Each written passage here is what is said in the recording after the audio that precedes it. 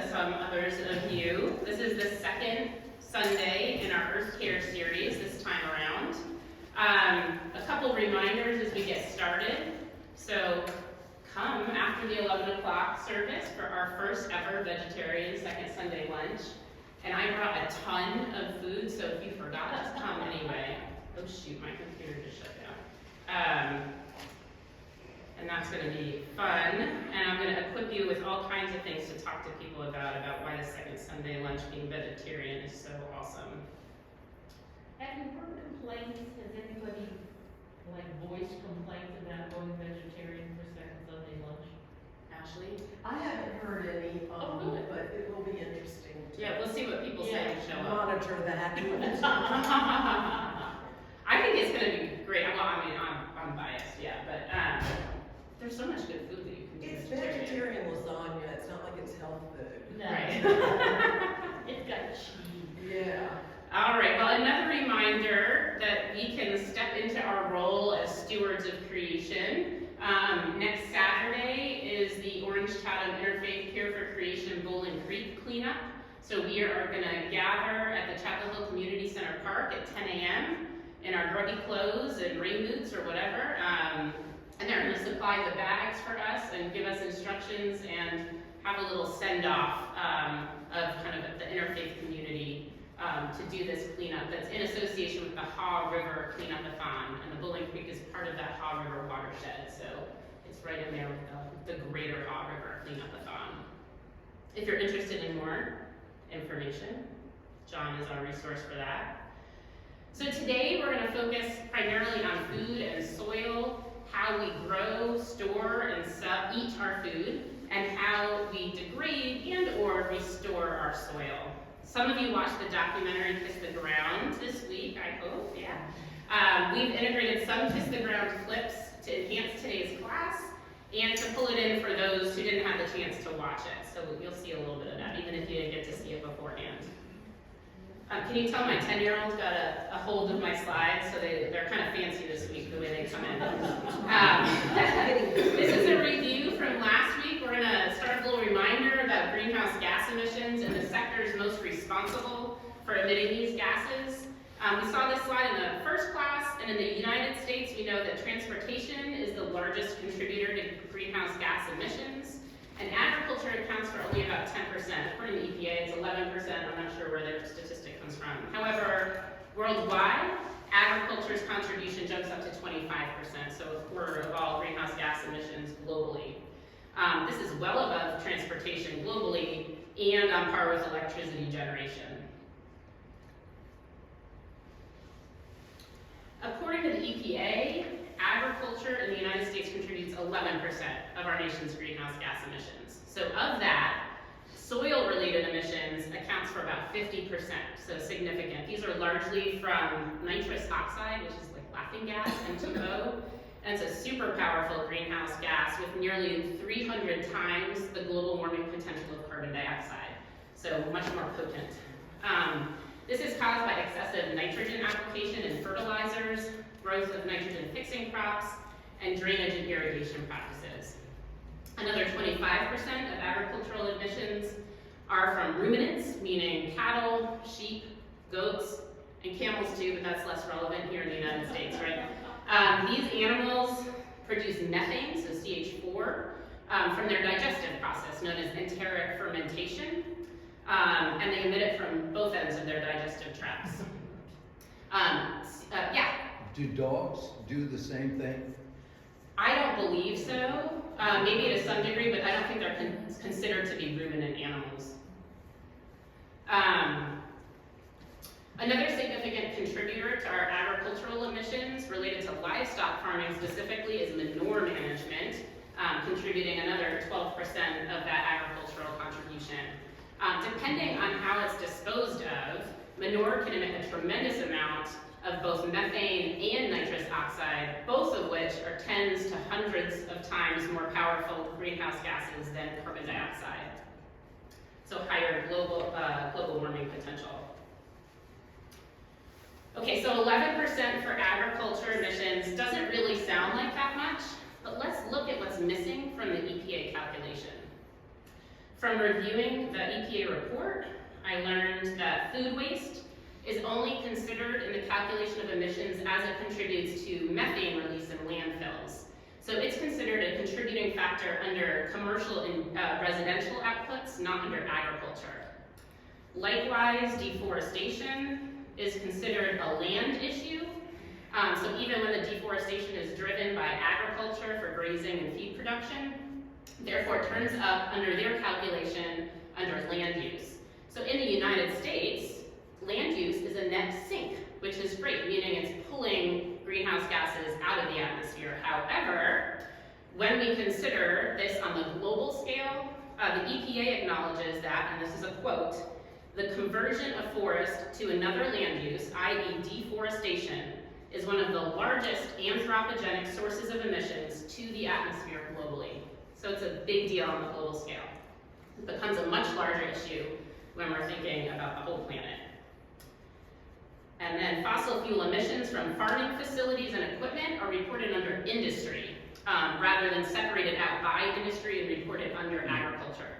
So all told, this 11% contribution to greenhouse gas emissions in the United States and globally is likely a significant underestimation of the total climate impacts from agriculture.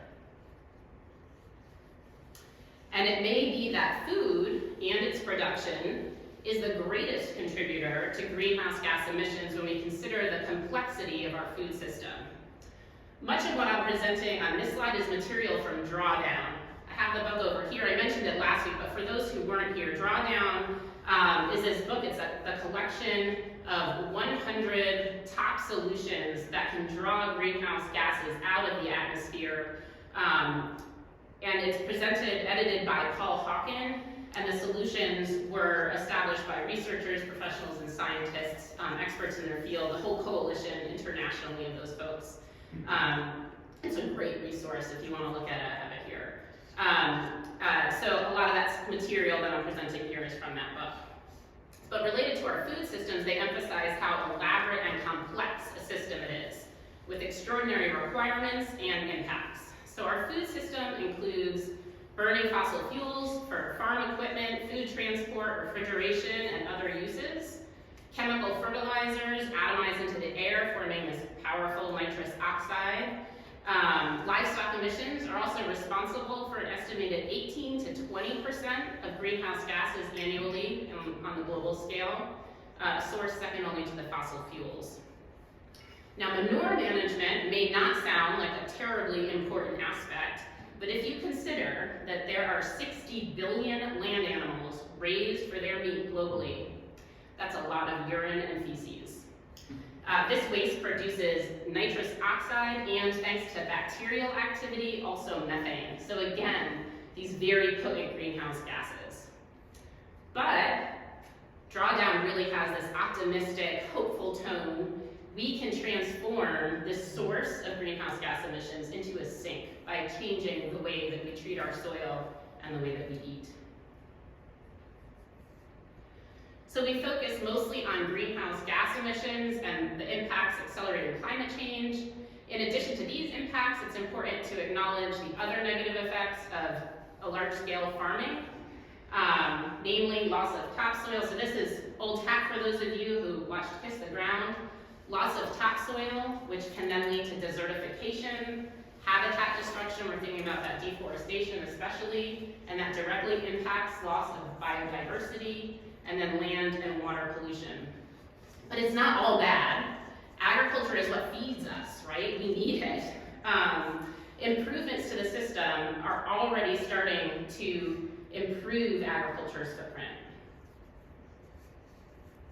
I like this visual from Drawdown to see the sectors generating emissions on the left, and also to recognize that there's potential to grow our sinks. Sinks being ways in which we can draw greenhouse gases back out of the atmosphere with the ultimate goal of reversing climate change.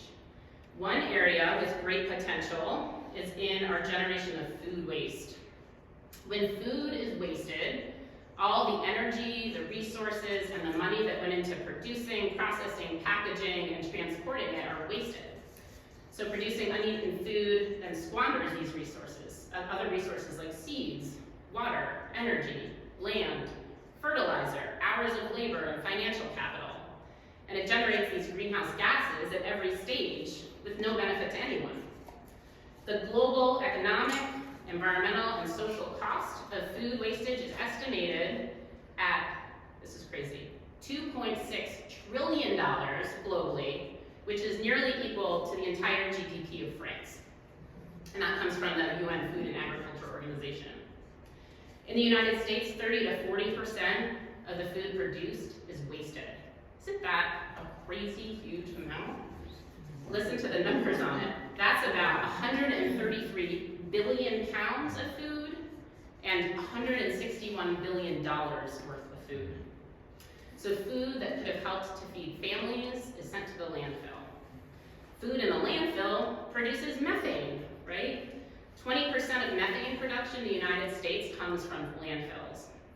And methane is close to 80 times more potent a greenhouse gas compared to carbon dioxide. So of the 40% of food wasted, it's fairly equally lost along the cycle from farm to table. And let's take a look. It's occurring at every stage, but it's kind of a little bit different depending on where you are in the world. So where income is lower, waste is generally unintentional and occurs on farms and during storage and distribution. Whereas in regions of higher income, food waste dominates further along the supply chain. So retailers and consumers reject food based on bumps and bruises and coloring, or will simply order or buy or serve too much. This is the EPA food recovery hierarchy, which prioritizes actions that organizations can take to prevent and divert wasted food. Each tier of the hierarchy focuses on different management strategies for our wasted food. So the top levels of the hierarchy are the best ways to prevent and divert wasted food because they create the most benefits for the environment, for society, and for the economy. Okay, I know this is kind of small, but I'll talk you through it a little bit. When we look at the drivers of food loss and waste along the supply chain, it's occurring at every level, from production to storage and transportation, issues with processing and packaging, and then, again, we're thinking about that kind of higher income location like the United States. A lot of the loss is happening lower down at the wholesale and retail level and at households and food service. So when we buy a whole bunch of perishable food without a real meal plan or plan for our recipes, we're going to be more likely to generate waste. So that's where that lower level is where we can really take a role in decreasing food waste. We all create wasted food, but we can really decrease how much we generate with some simple steps, like making grocery lists, inventorying supplies, checking your freezer and your pantry before going shopping. Just one more step though, right? And buying only what you need. I will tell you, so my husband and I both had COVID about 3 weeks ago, and we went like a whole week eating very well, largely from the pantry and the freezer. And I was kind of surprised and impressed. Impressed that I could pull it together, but surprised at how much food we really had when I thought I needed to go to the grocery store. When in doubt whether a food can be used, you can check this website. I thought this was really cool, Eat or Toss. And it breaks down by food and by what you're seeing on that food, whether it's still edible or you should get rid of it. Another thing on that website, it's pretty cool, right? I usually just guess. Yeah, or sniff it, right? There is an official site and it gives pictures, so it can say if it looks like these streaks on your whatever. They also have recipes called Use It Up recipes for creative uses for ingredients that aren't really at their prime. So I thought that was really clever and really helpful in our issue with food waste here. We can and do support and partner with organizations that make a difference too in our local community. So the Interfaith Food Shuttle redistributes millions of pounds of food to save it from becoming waste and to connect it to people who need it. And the Society of St. Andrew operates in 10 states, including North Carolina, to help salvage food from fields after harvest, called gleaning. So the food that's left in the fields after the fields have already been harvested. So the gleaned produce often doesn't have the right aesthetic for the farmers to sell at market, but is still perfectly healthy for people to consume. So they then distribute this gleaned produce to local agencies to help those who are food insecure. Okay, I thought this was cool and might be helpful. They have a food quiz and information from the Society of St. Andrew that I'm gonna walk you through here. It always takes a little minute to load. Here we go.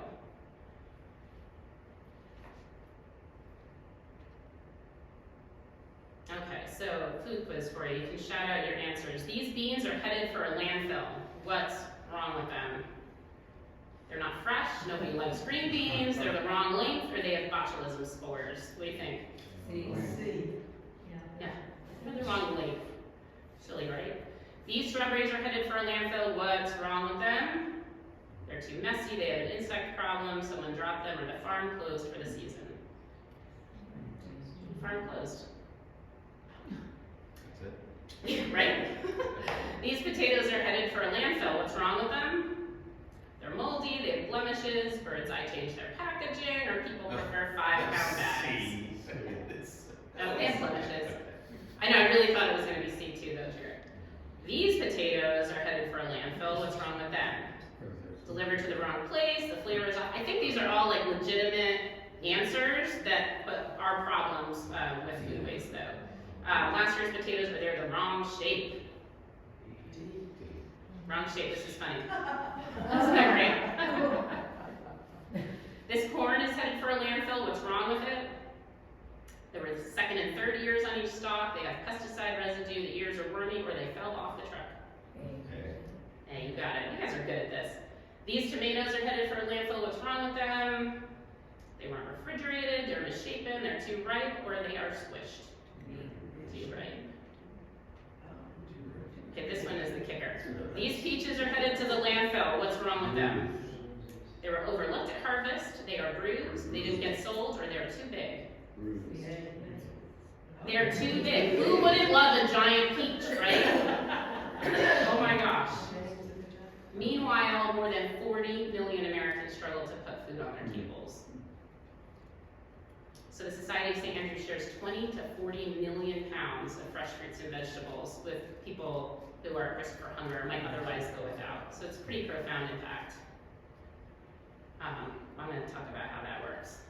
Let me get out of here.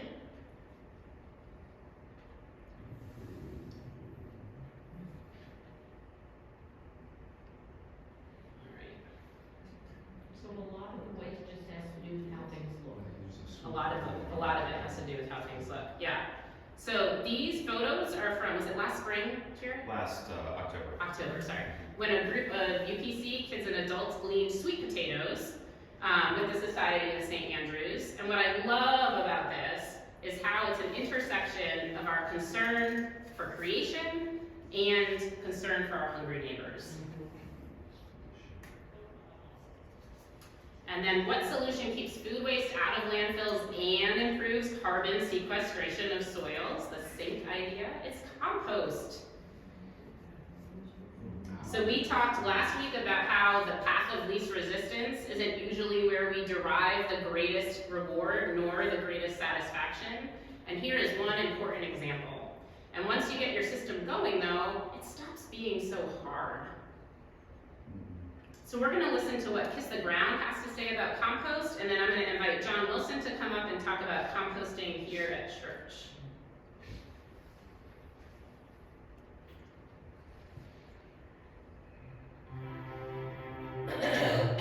Compost is the natural decomposition of organic matter in nature. In a forest floor, it's when the leaves drop, fungi and bacteria take it over and literally build the soil at the root zone. Compost is all about community.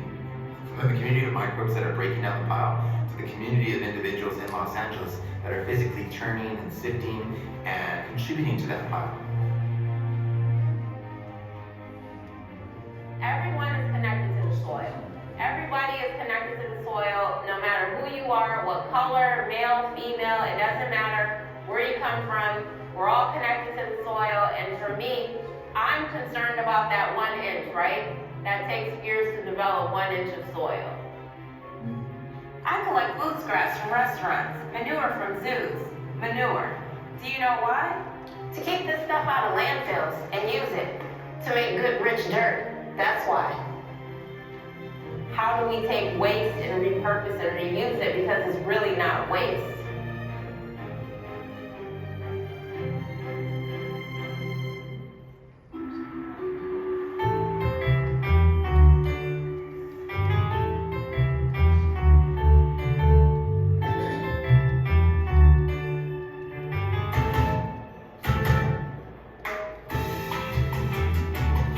There are continents and other really large regions, they're getting hit with a double whammy of higher temperatures and drought. This kills soil, kills life. One of the solutions to that challenge is to collect the food scraps from cities like San Francisco, turn them into compost, get it onto local farms, and that helps them retain water because compost is a natural sponge. The unfortunate reality is most trash or garbage gets incinerated or sent to a landfill. We collect our food scraps, we put them in the green bin, it goes off to Timber College's compost facility, we turn it into compost to kids on a farm. That's a simple solution. Compost is just one of a suite of soil-based carbon capture solutions. Those solutions, they're drawing from that drawdown book also when they're showing you that. Those are all the solutions in drawdown. All right, John. Get there. Oh, excellent. Sorry, I'm trying to get out of full screen. It's just one Hit of a escape. Hit the escape key. Thank you.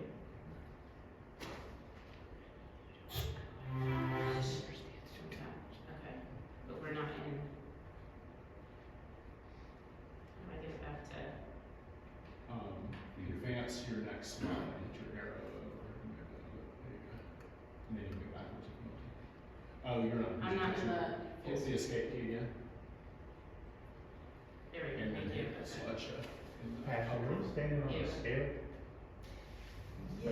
Wayne or different? Okay, sorry about that, John. Are you gonna talk about the way? I am. Yeah, Yeah. I don't wanna get over that's right. Good observation. And if you want. Okay. So Katie has talked about most of these statistics. The second one is specific to Orange County, where 47% of the waste is sent to landfills, and waste that is sent to landfills is food and yard waste, which is compostable. The rest of these we have talked about, so I'm not going to take valuable class time. Okay. In September 2019, before we started composting at UPC, my lovely wife and I weighed the trash after the second Sunday lunch that day, right before we carried it down to the dumpsters and threw it into the dumpsters. It weighed 82 pounds. The next month, October 2019, is when UPC started composting its second Sunday lunches. We weighed it again, 2 pounds. My favorite guessing game that I have ever played with anyone, and I love to play guess. 2 pounds as compared to 82. We will, of course, be composting again today. We now compost all the time at second Sunday lunches and at pretty much every event that happens inside of this church. We also started a composting program that Orange County initiated and pays for, and that is for compost collection at downtown Chapel Hill businesses, churches, some fraternities and sororities. And we started at the beginning of 2020, and you can see we had our record year this past year, 2022, in terms of actual weight of compost collected. There's a lot of great statistics about the impact that this has on our planet, but basically the carbon dioxide equivalent that we have prevented from going into the atmosphere is 113 pounds, the equivalent of not driving 127,000 miles. I get these updates every month and they're just wonderful. Very quickly, a lot of you in this room are already composting through the church or at home, but it's so easy. You keep one of these little 1.3 gallon stainless steel containers on your kitchen counter. It has a charcoal filter in it so it doesn't stink. Some people, not the Wilsons, like to put a nice little 2 or 3 gallon compostable bag in this that keeps it nice and tidy. And then what we do is we take ours when this fills up and I can't, jump up and down and squeeze any more into it. We take it out to our 5 gallon leak-tight bucket that we bought at Home Depot for a grand total of about $12 for the bucket and the lid.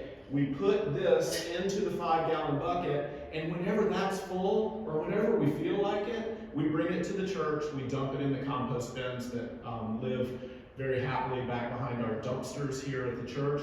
If you do want to do this, please email me so I can put you on our composters list.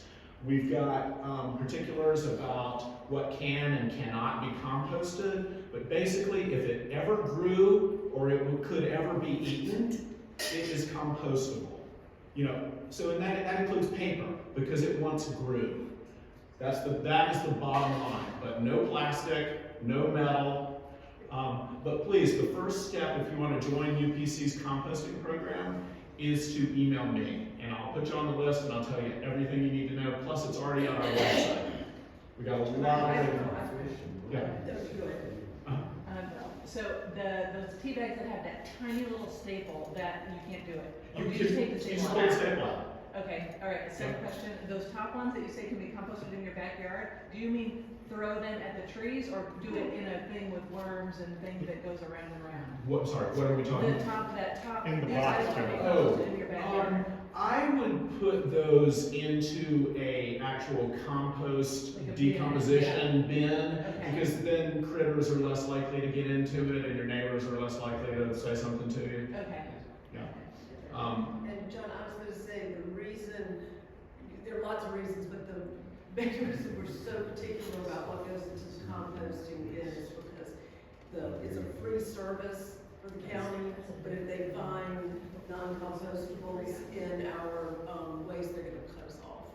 So, Which is why you will often see Ashley and me digging through the church's compost bins. We're not collecting our dinner for that evening. We're making sure there's no contraband in the compost bins. We also like to do it out in the dumpster area. So don't be shocked or offended. But there is one thing that's especially great about the program here at the church. It is commercial grade composting.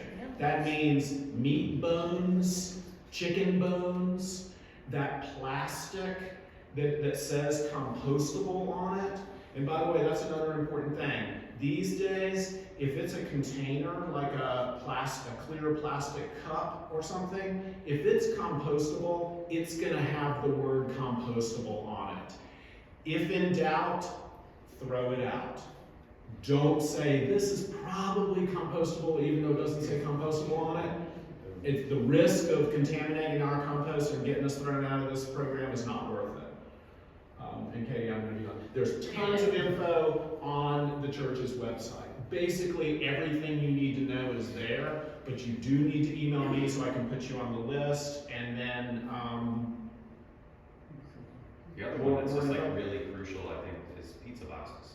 yes. It's like, because there's nowhere, like you can't recycle them, but you can compost them. Yes. yeah, greasy food-related paper, that's compost. Yes, pristine paper that hasn't gotten cheese on it and grease, that's recycling. The preferred route is to recycle first so it can have another life, just like all of us. But food-related paper must be composted, not recycled. I will warn you, if you have pizza on Saturday night and you want to bring your pizza boxes to church on Sunday, don't just leave them on your kitchen counter, especially in the summer. Or you'll be riding to church with pizza boxes on your lap and realize you have ants all over you. Then they're done that. Now we put them in a garbage bag overnight, and then bring the garbage bag and then take it out of the garbage bag when we get here. What we learned too, just somebody told us in the summer we would have fruit flies. It's like just put it in the freezer and just put all your composting in the freezer. And I think freezing it actually accelerates its decomposition I'm wondering. once you take it out. Yeah. Just one more plug for those 5-gallon leak tight buckets. They don't leak, fruit flies don't get in, stink and yucky fluid don't get out. It can even tip over in your car when you're on your way to the church to dump it out, and you'll be fine. Good stuff. Thank you, John. So you saw Passion Murray in the clip about compost. She's going to tell us a little bit more about the importance of soil health and introduce the concept of regenerative agriculture, and also relate it all back to climate change for us.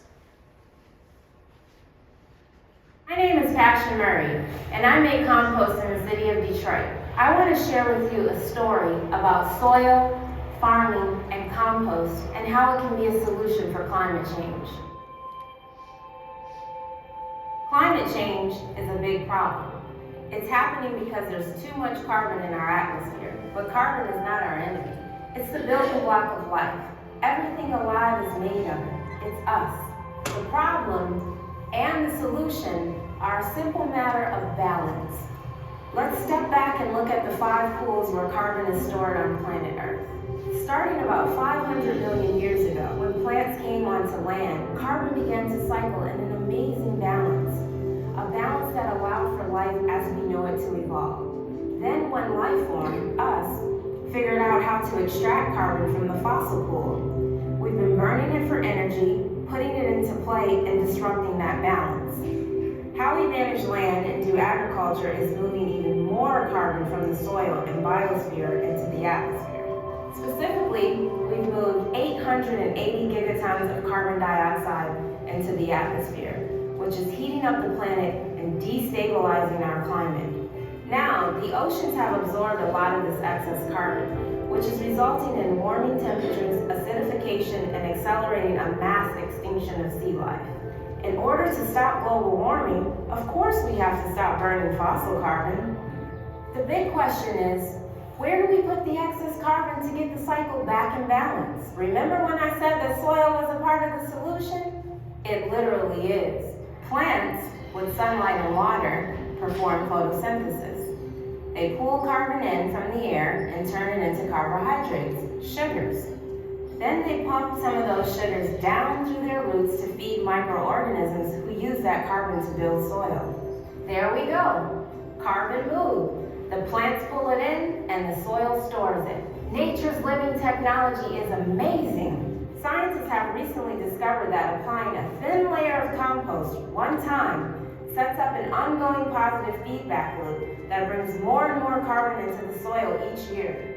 In concert with our regenerative practices like not tilling the soil, planting trees and cover crops, and good grazing, we can build and retain gigatons of soil carbon.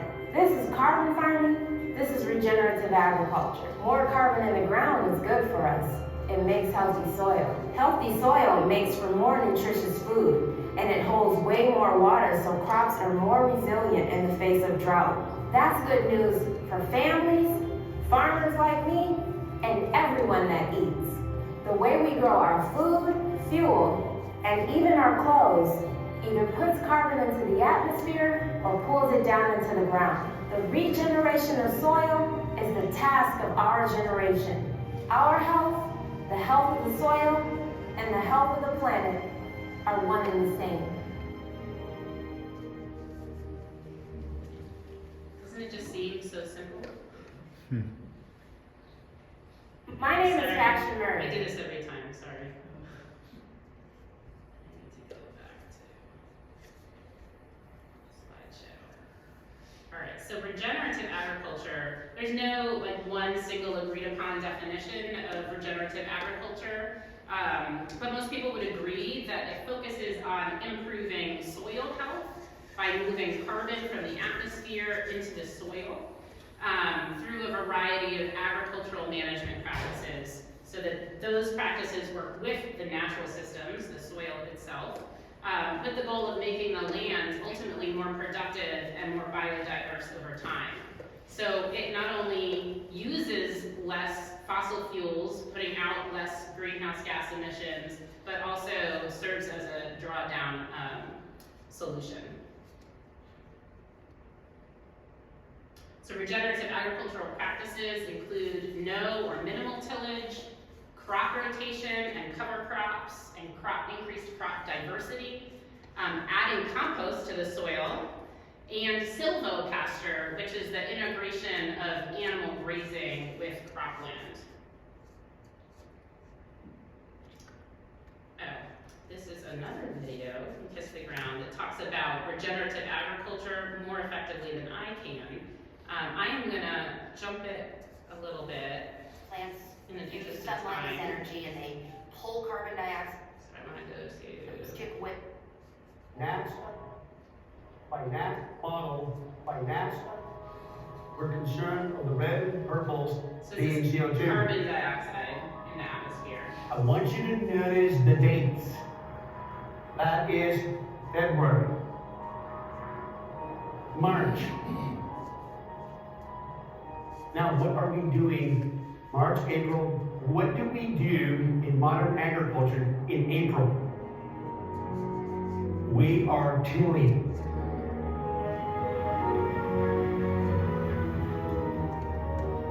We're tilling the land.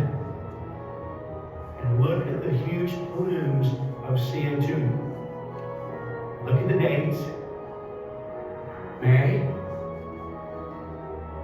Now, let's see what happens around June. Look at the colors change.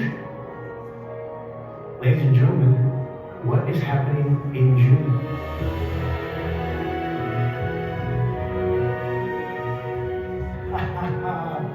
You see how powerful the living plants are? Can you imagine if we had all our rangeland and all our cropland covered? A covered planet is a healthy planet. I'm going back. Regenerative. All right, isn't that cool though? I think this cinematography on that's pretty cool too. All right, let's do a slideshow. Oops. All right, so how can we support regenerative agriculture? We're not the ones tilling or not tilling, right? We can support community gardens and local farms, and we do this by shopping farmers markets and more directly by joining a CSA or community supported agriculture.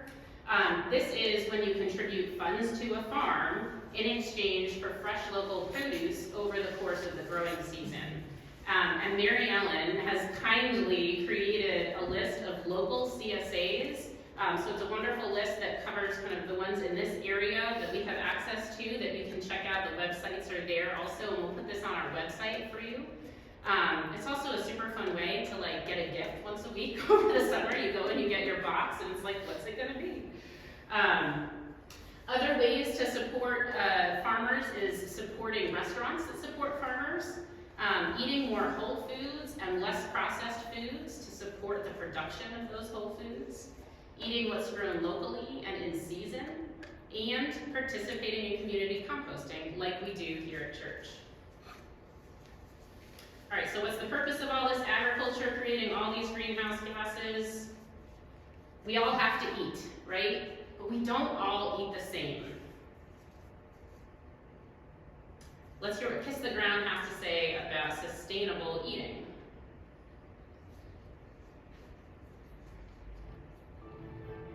The more we choose regenerative foods, the more the farmers will grow them.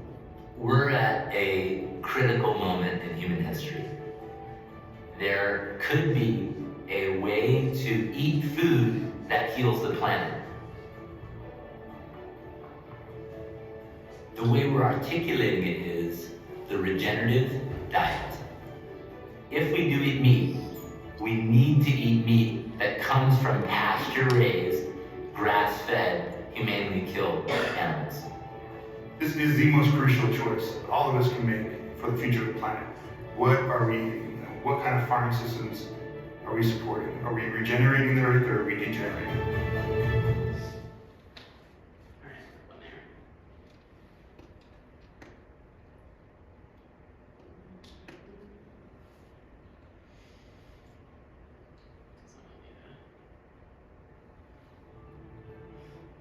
Sorry, I think I get the hang of this. I don't know how to get back into slideshow mode. Press escape again. Escape again. Yeah, thank you. You got it. I'm just regurgitating what I heard John say earlier. I didn't retain that. So eating is profoundly personal and cultural. So we need to acknowledge that it's a privilege to have the amount of choices that we have when it comes to what we eat.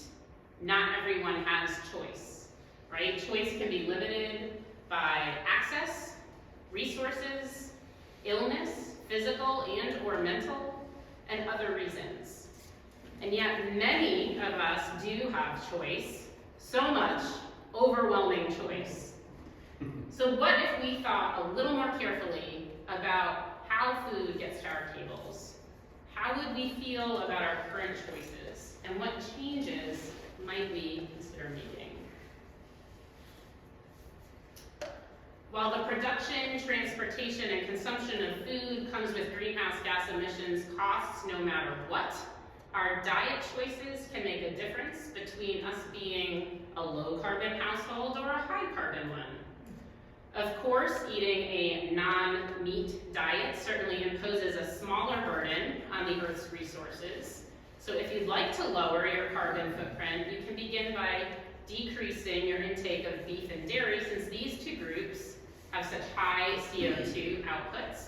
But even if you don't go fully vegan or vegetarian, limiting these foods will also help. We noted last week that faith communities have a rich history of working to feed the hungry and to end hunger. So keeping that in mind, let's consider these points about animal agriculture.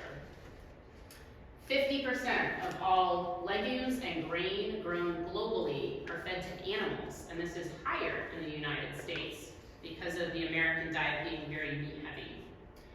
We could feed everyone on Earth with lots of surplus if plants grown for livestock feed were fed to humans. And on any given area of land, so if you think about deforestation problems, any given area of land, we can produce on average 15 times more protein with plants than we can with animals. So what could we achieve if we shifted even a portion of our crops that are produced for animals? Animal agriculture has a really big footprint. The Amazon rainforest has been called the lungs of the earth because it accounts for about 20% of the planet's oxygen production. More than 70% of the land cleared in the Amazon rainforest is used for pasture. It may first be logged initially, so that the official cause of the deforestation is logging. However, that land is subsequently shifted over to ranchers and the beef industry for livestock production. And let's consider water. Water used in animal agriculture is used for irrigating the feed crops, for drinking water, for the animals, and for cleaning enclosures. And at least 30% of the world's water is consumed by animal agriculture. That's a lot. Also, think about kind of the impact on local waterways of animal agriculture. Other negative impacts include runoff that contains pesticides, fertilizer, and that animal waste, which is so potent and can lead to poisoning of waterways and significant dead zones in our oceans. So we come to sustainable eating. They called it regenerative diet. I call it sustainable diet, sustainable eating. When we eat lower on the food chain, so thinking about plants, and eat more whole foods that are less processed, fewer inputs are needed to create our food. When we eat more local foods, less greenhouse gas emissions are produced in the transport of our food. So together, these mean less greenhouse gas emissions go into the atmosphere, trapping the heat and warming the planet. Eating a plant-dominant diet can reduce demand for animal products and therefore reduce land clearing, fertilizer use, reduce methane production, and greenhouse gas emissions. We might pause here and consider, well, why not eat grass-fed beef like they talk about in Kiss the Ground, right? The simple answer for that is it's not scalable. So while healthier for us and for the planet than beef that's raised in cattle feedlots in massive CAFOs, they are called, it's not scalable when we consider the global stage of food production and how much land is required for that type of animal agriculture. Yes, it's more sustainable than the other option, but it's not really a hallmark of sustainable eating. Okay, let's consider an omnivorous diet versus a vegan diet in terms of environmental impact. To feed a person on an all plant-based vegan diet for a year requires just 1/6 of an acre of land. To feed that same person on a vegetarian diet that includes eggs and dairy requires 3 times as much land. To feed an average US citizen's high consumption diet of meat, dairy, and eggs requires 18 times as much land. This is because you could produce 37,000 pounds of vegetables on 1.5 acres, but only 375 pounds of meat on that same plot of land. I also learned the comparison doesn't end with land use. A vegan diet produces half as much CO2 as an American omnivore, uses 1/11 the amount of fossil fuels, 1/13 the amount of water, and 1/18 of the amount of land. After adding this all up, I realized I had the choice every single day to save over 1,100 gallons of water, 45 pounds of grain, 30 square feet of forested land, the equivalent of 20 pounds of CO2, and 1 animal's life every single day. Pretty compelling. That is from the documentary Cowspiracy, which is a little bit more like shock and awe kind of documentary compared to Kiss the Ground, which is a little more cinematic. Where are we? Down here.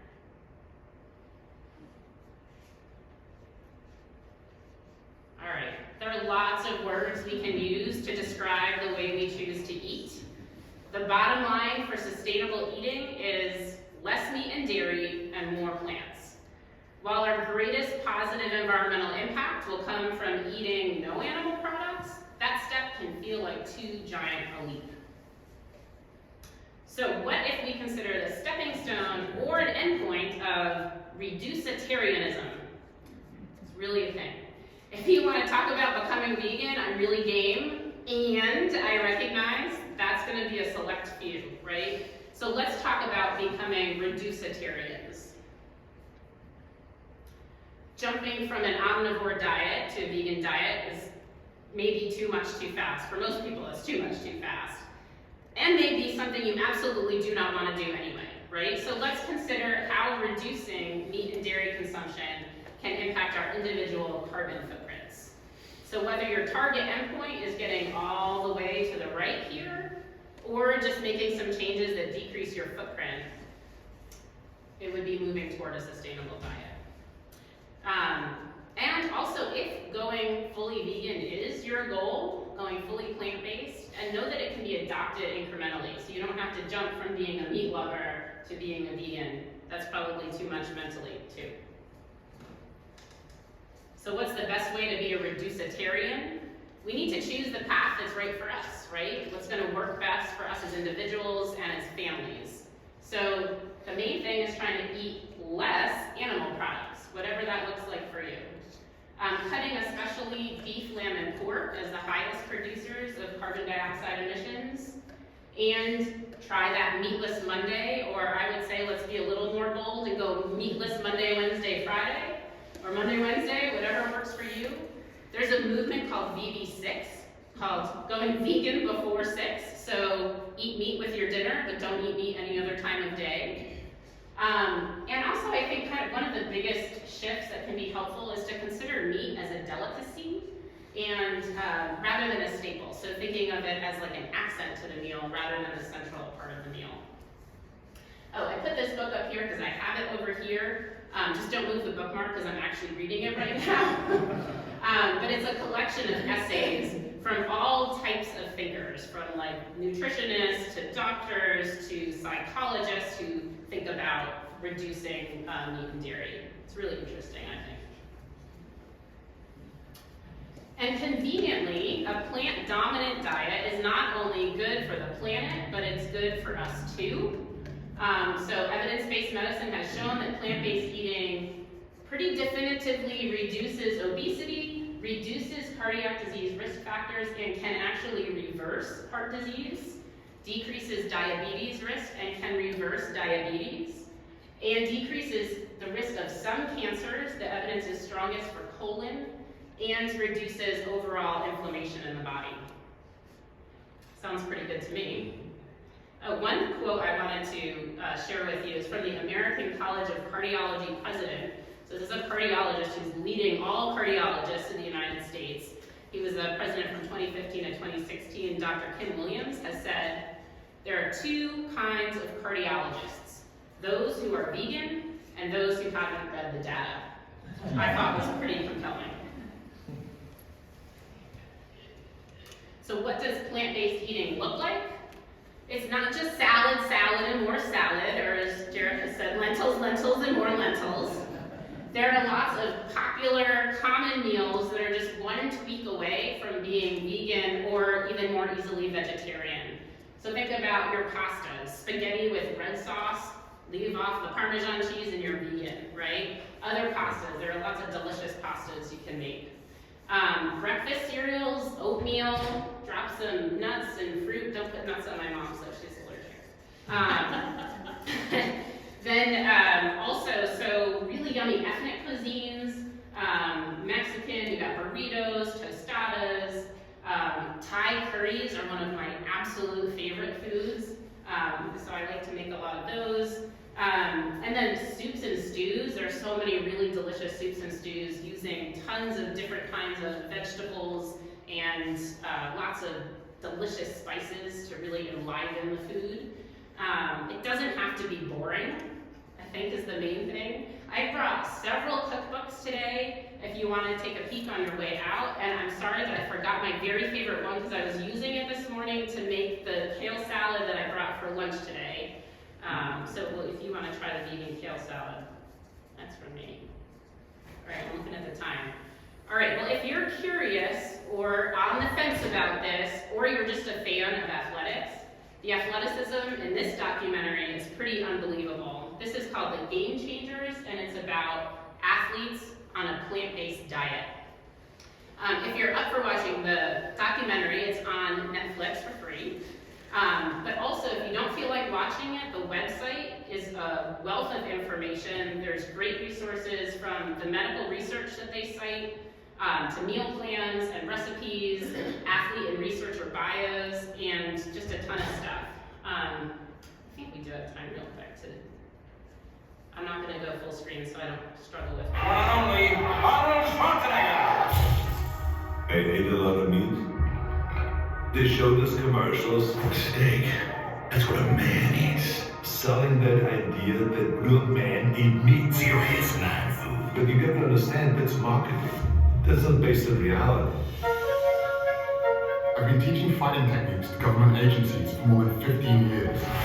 Then, I got injured. Unable to teach for at least 6 months, I spent more than 1,000 hours studying science on recovery and nutrition, and stumbled across a study about the Roman gladiators. The gladiators were predominantly vegetarian. How could the original professional fighters be so powerful, eating only plants? When I made the switch to a plant-based diet, I qualified for my 3rd Olympic team. I broke 2 American records. I was like, man, I should have done this a long while ago. When I went plant-based, I wasn't sure if I was going to survive. And I actually became like a machine. One of the biggest misconceptions in sports nutrition is that we have to have animal protein to perform at a high level. That's just not true. Sometimes you have to do things that you know your competitors aren't doing. Today, And yesterday's flight. I think this is going to wake a lot of people up. I was recovering better, not getting as sore. This was our best season in the last 15 years, and we had 14 guys on plant-based diets. It would feel great, have more energy. Cholesterol was 276. Today, 169. Whoa, now you're talking. Most guys my age can keep up with the grandchildren. My grandchildren can keep up with me. It's not one set of dietary guidelines for improving your performance as an athlete, another one for reversing heart disease, reversing diabetes. It's the same for all of them. Someone asked me, how could you get as strong as an ox without eating any meat? And my answer was, have you ever seen an ox eating meat?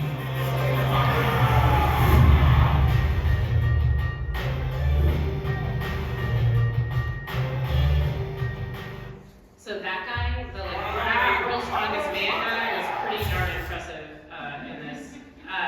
But full disclosure, while the eating in the movie is very wholesome, the language isn't all wholesome. So like I take no responsibility for that. So I want to just highlight the action points we've identified today with regard to our soil and our food. First, addressing food waste. Ooh, sorry, we're getting close here. Helping to minimize it in our homes. And connect with organizations that turn others' waste into sustenance. Second, getting on the compost bandwagon. Let's all spread some compost to reap the benefits and encourage some carbon sequestration. We can support our local farmers who practice a more regenerative way of agriculture. Joining a CSA is one of the most impactful ways we can do this. Mary Ellen's resources over here. And then eating lower on the food chain and trying to eat more sustainably can improve our own health and the health of our planet. So next Sunday, John Wilson is going to lead our class on North Carolina Earth Care Issues and Advocacy. As many of you probably know, John is a documentary filmmaker and local chair of the North Carolina Land and Water Fund. So he's going to discuss how we can support land and water conservation here in North Carolina.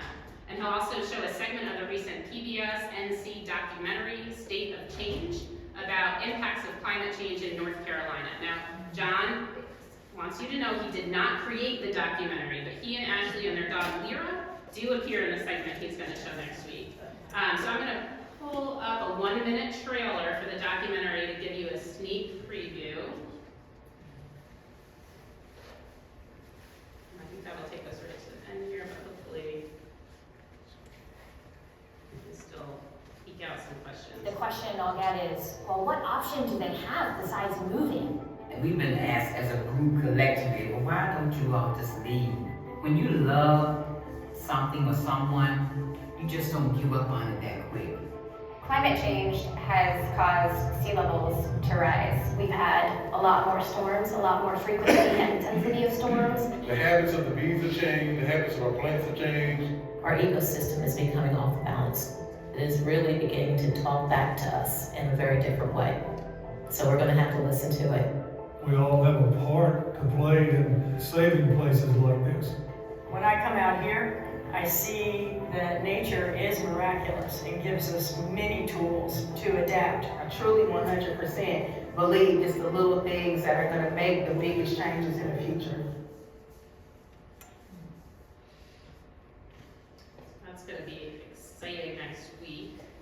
I just want to leave you with one last thought.